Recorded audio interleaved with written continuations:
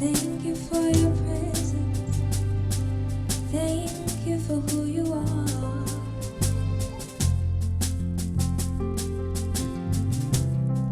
Blessed be your name in the land that is plentiful, where your streams of abundance flow. Blessed be your name. Come on and bless the Lord with me this morning. Blessed be your name, though I walk in the desert place, though I walk through the wilderness. Blessed be your name. Every blessing you pour out, I turn back to praise. Hey, yeah. When the darkness closes in, Lord, still I will say, blessed be the name of the Lord. Blessed be your name. Hey, yeah. Blessed be the name of the Lord. Blessed be your glorious name. Blessed be your name when the sun's shining down on me, when the world's all as it should be. Blessed be your name. Oh, blessed be your name on the road marked with suffering. Lord, this way be offering. Blessed be your name. Sing every blessing. I'ma turn it back to praise. When the darkness closes in, Father, still I will say, blessed be your name of the Lord. Blessed be the name. Oh, blessed be the name of the Lord. Blessed be your glorious name. Blessed be the name of the Lord. Blessed be your name. Blessed be the name of the Lord. Blessed be your glorious name.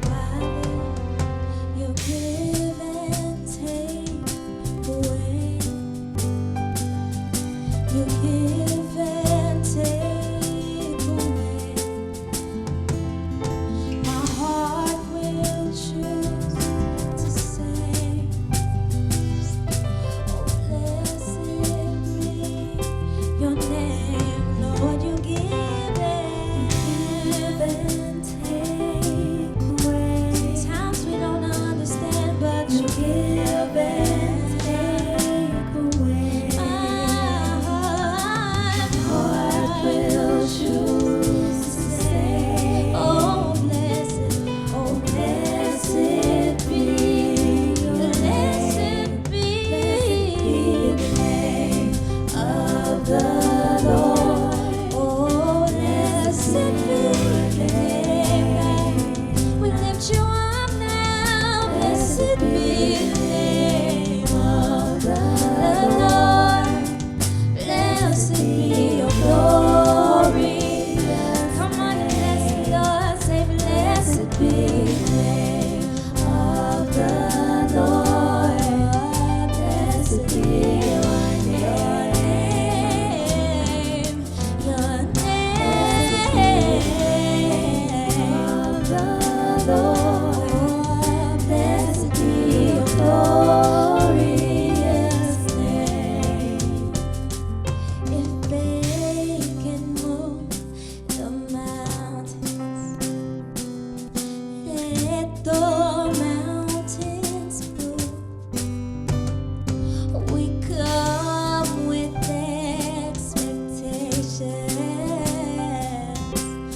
waiting here for you.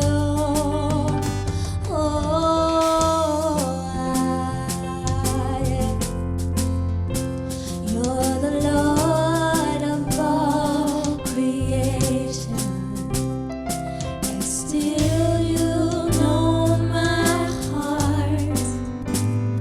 The author of salvation, you loved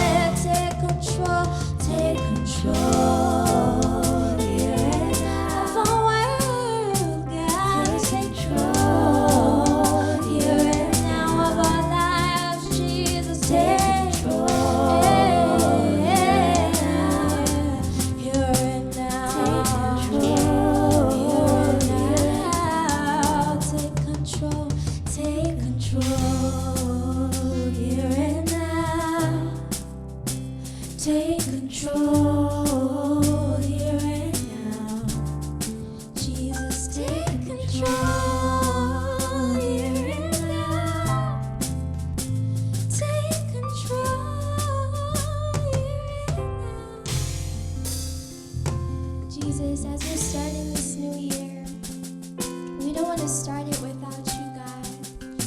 We want you to walk with us, Lord God. As your servant said, what do you require from us but to serve you and to walk humbly with you? Not alone, not by ourselves, not isolated from your presence, from your voice. Jesus, we pray that you would walk with us into the newness that you have prepared for us this year, God. We know that this year is going to be a year of judgment, but we also declare joy. And we also thank you for your joy that surpasses all knowledge and understanding and that remains with us throughout every circumstance. But we pray, Father, that you would help us to tap into that. And we know that with joy comes trials, because there's no purpose for joy as a Christian without trials, because that's why it's there, at least as we're on this earth. So I pray, Jesus, that you would strengthen us in your joy. Your word says that the joy of the Lord is our strength. Thank you, Jesus. Amen.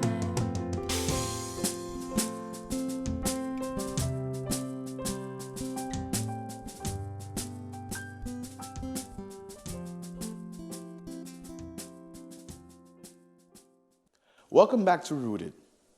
It's so glad to have you joining us again in our worship and in our contemporary service.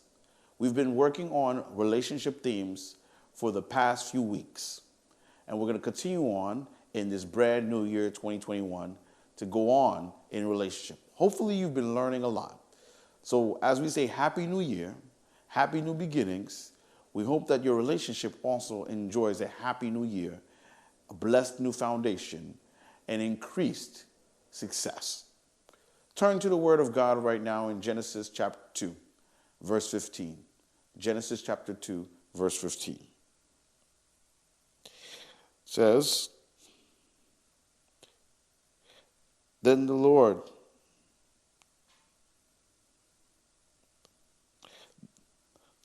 God took man and put him in the Garden of Eden to work it and keep it. To work it and keep it.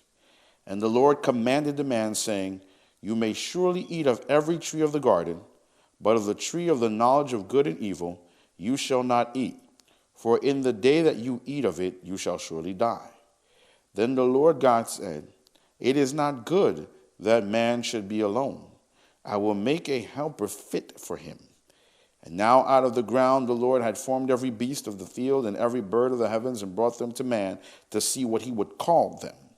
And whether man called every living creature, that was its name. The man gave names to all livestock and to birds of the heavens and to every beast of the field. But for Adam there was not found a suitable helper. So the Lord caused a deep sleep to fall upon the man, and while he slept, took one of his ribs, closed up its place with flesh, and the rib that the Lord God had taken from the man he made it into a woman and brought her to the man. Then the man said, This at last is bone of my bones and flesh of my flesh. She shall be called woman, because she was taken out of a man. I want to talk today about something the late Myron Rose talked about a while ago, before he passed. It is the 5 keys for a man before he enters a relationship. The 5 foundations for a man that is entering a relationship. And what I remarked when I was learning from this great giant of Christianity was that whenever these 5 foundational keys are not found, it's just like a house that's going to crumble. He once said that you can have a busted window and they will not condemn your home. You can have a hole in the roof and they won't condemn your home. But if you have a cracked foundation, the authorities and the municipality will come in and they will condemn the home. Because without a strong foundation, the home will crash. He was, of course, referring to Jesus' own example, which talked about the house that was built on the solid rock, stood firm through all the winds, where the one that was built on the sand was washed away by any storm. These foundational points that we find in this scripture help ensure that a relationship is going to go somewhere and going to last. So what are the 5 foundational points that he picked out from this passage, which is the beginning in Eden? Well, the first thing he remarked is he said that the Lord took man and he placed him in the garden. Placed him in the garden. What it means is that God put man in his presence. He wanted man to enjoy his presence, enjoy his will, enjoy his communion. In communion with God is the beginning of all happiness. In communion with God is the beginning of all contentment. In communion with God is the beginning of all knowledge. It may sound esoteric. It may sound highly metaphysical and spiritual. It may be like a complicated sort of thing to say and imagine, but it's really just a simple fact. God wants us to enjoy his presence. When that breaks down, we break down, which is what we're going to see in chapter 3. It broke down. So first step, a man in God's presence. And too many times in the church, I've seen ladies do the exact opposite because they say there are no men in church. Well, there's no men in church, but then you go and chase a man with no foundation. He's not going to be in church later either because you went and found him with not any foundation. He wasn't ready. When we go after people that are not in God's presence, we set up ourselves for failure. Now, why would you want to do that? Why would you go and want to get a man that doesn't understand, doesn't appreciate, doesn't concern himself with God's presence? If he can't appreciate his creator, how is he going to appreciate his mate? Hey, maybe he could, maybe he can't. Are you willing to take that risk? Are you willing to take that chance? Is that something that you think works for you? I don't know. If I already know the solution, I think I'd stay in prayer and find it. The other part is we have to do a better job raising our men, raising our young boys to seek his presence. We have to be strict about that because that foundation is preparing our future. Men in God's presence are not going to be stealing. Men in God's presence are not going to be cheating. Men in God's presence are not going to be domestically abusing their spouses. Men in God's presence are not going to be lying.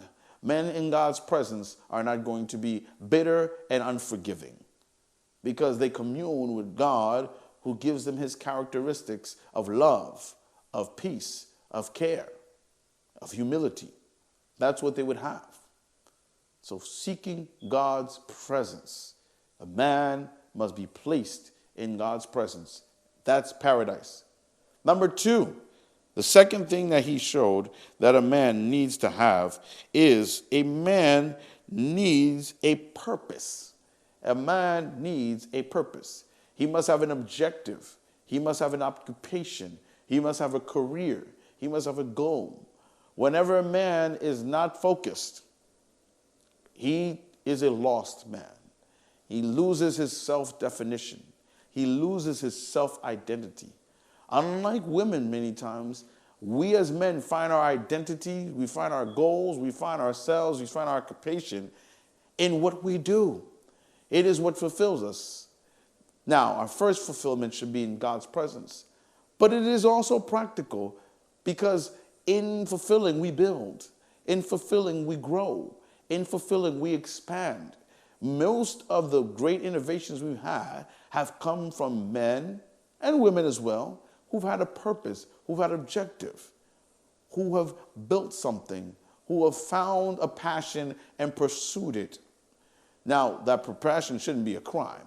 That passion shouldn't be pursuing evil. We're assuming, and I'm assuming, that we're pursuing good. God never intended them to pursue evil. But they should have a purpose, a plan, an objective to pursue.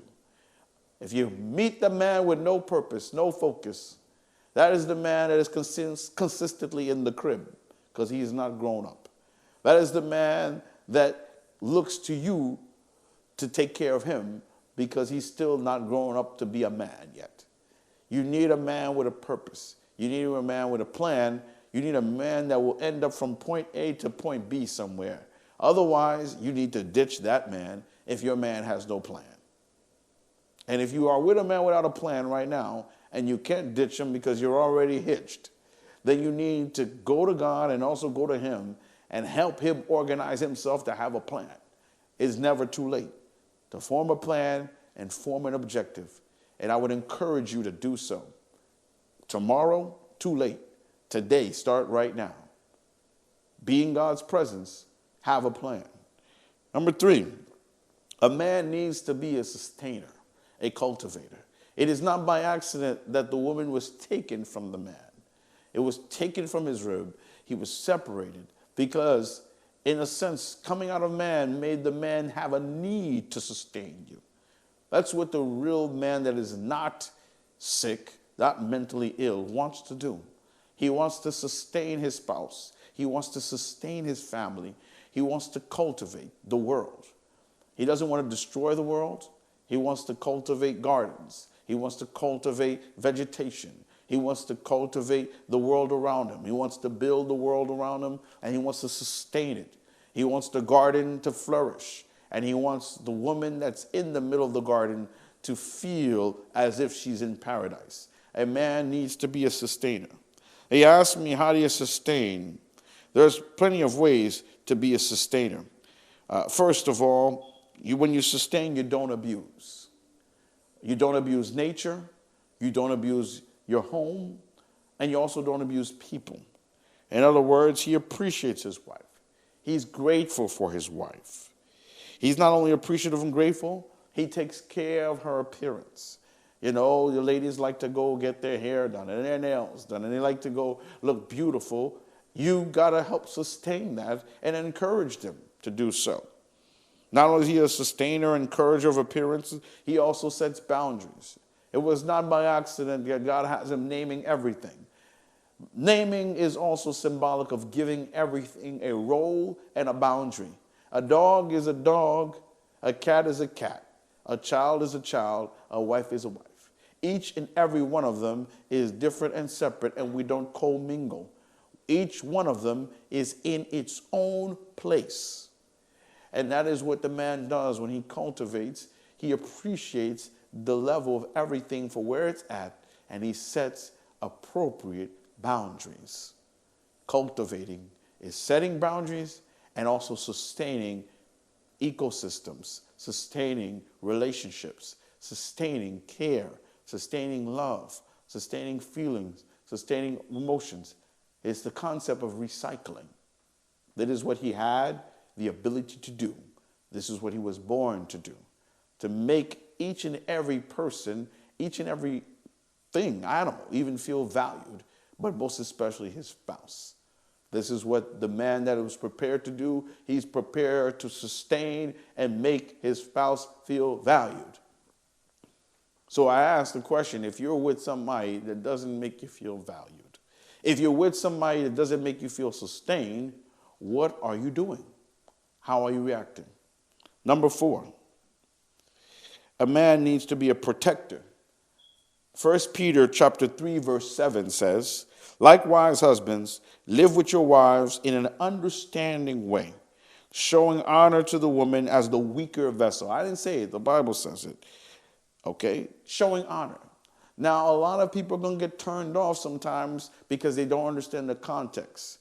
It's funny how you're going to get turned off when the Bible calls the wife a weaker vessel and that the man should protect her. But no one gets turned off when somebody hires their own personal private security. Does that make you weak for hiring your personal private security? Actually, that probably makes you more respectable. You'll see huge athletes, football players, basketball players, hire their own security personnel. They're not as big as them. But you know what's different? That person is dedicated to that athlete's protection, safety, and ensuring that they can do what they need to do. And that's what your man needs to be. He needs to be like that security guard, dedicated and willing to give his life for you. That's what he means by being a protector. A man that is willing to die for you. Is that disrespectful? Is that making you weak? The fact that he's willing to die for you? Last but not least, a man should be someone who is in God's word. The first thing that he has to do is be in his presence. The last thing he has to do is have his word. Notice that with us, the last instruction God gave Adam was a word. And he's always been giving us a word. He wants to persevere and live off what God tells us. If you have a man that's not living off what God tells him, he's certainly not going to listen to you. So I encourage you to encourage your man, encourage your spouse, and I encourage the men to have these 5 elements. Be in God's presence, be a man of purpose, be a cultivator, a sustainer, be a protector, and be in his word. Let's pray. Heavenly Father, we thank you for these words of encouragement as we begin this new year, and allow these relationships to renew in the new year, and allow men to grow and have the foundational tools necessary. In Christ's name we pray. Amen. God bless you. Amen. Thanks for tuning in to Rooted. You can help support this ministry by logging on to ftcctoday.com and clicking on the donate button. Please help us share and spread the gospel by subscribing to this channel and clicking on the share and like button. See you next time.